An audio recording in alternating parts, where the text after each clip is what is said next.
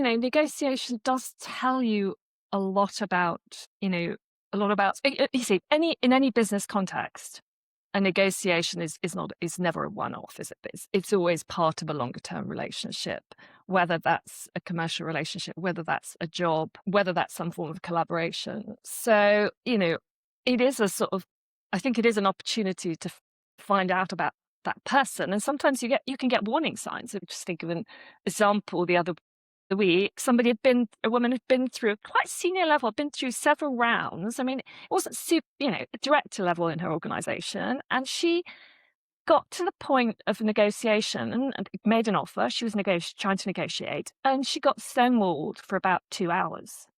And then in the end, they said, by the way, this was never negotiable. So Right. you get sort of, so it's essentially some kind of power. My own interpretation is that was some kind of power play going on, or maybe during the course of it, something was triggered, and the walls went up.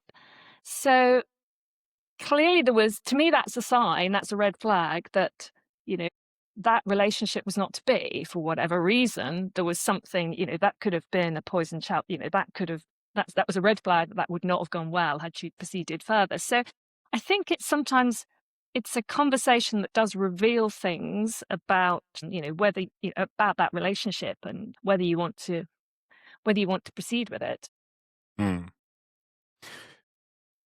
And when you go into companies with your work, is the problem or the challenge that you're solving, is this perceived also by men? Do they actually understand that this is a real problem, and by solving this we can have much more optimal outcomes, and it's better for business as well as just better for humanity and society? Do in your experience, the men you're talking to, do they perceive this and understand this? I think I think there's the same comprehension gap that women have, because in the way that I didn't understand this was an Right. issue, the women I work with are like, that makes sense now. So I think there's a lot of that for men. And I think men often feel frustrated because the most typical advice, women, when they're negotiating, will ask their partner, their father, their brother, whatever, their male friends. And the typical advice is, well, you just ask. And it's like, why are you overthinking this? Right.